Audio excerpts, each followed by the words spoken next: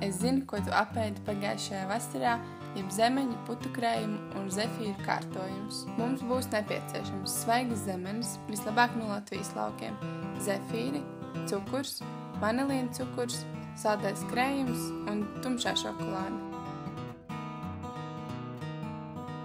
Sākumā mēs sagatavosim putu krējumu, traukā ielējam 200 gramus saldā krējuma, pievienojam pusotru ēdamkaroti cukura, kā arī 1 tejkaroti vanilīna cukura.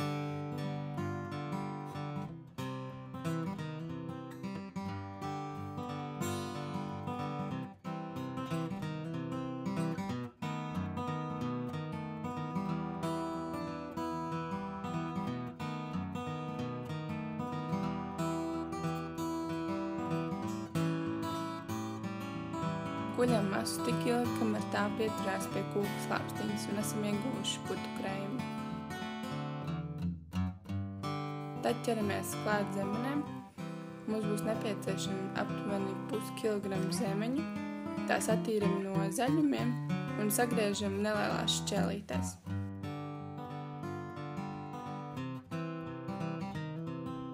Ja ir vēlēšanās, var pievienot arī vairāk zemenes.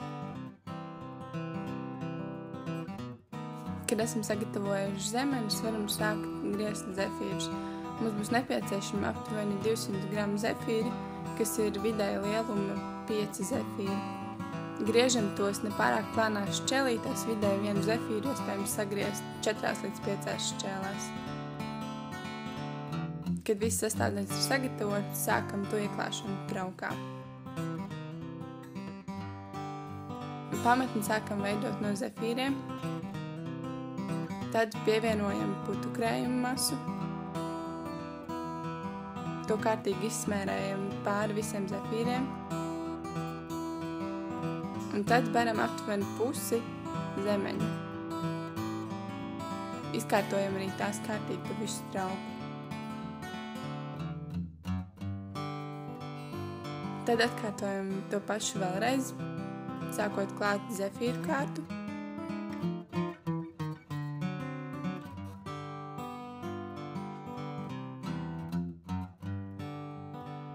Pēc tam visu zefīru kārtu nosmērējam ar atlikušo putu krējumu masu.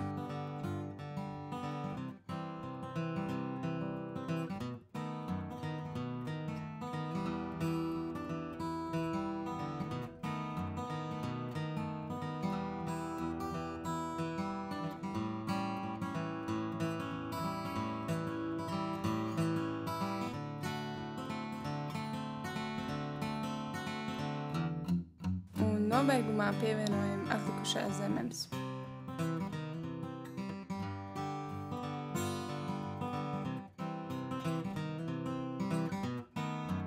Lai garšu padarītu vēl interesantāku, mēs pievienojam tumšo šokolādi. Šajā gadījumā tā ir tumšā šokolāde ar mandelēm un medu.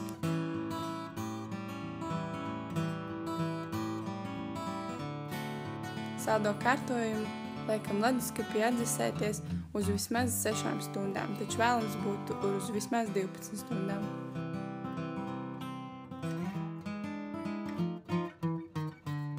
Kā arī var sekot mums šeit YouTube'ā, Facebookā un arī Twitterī.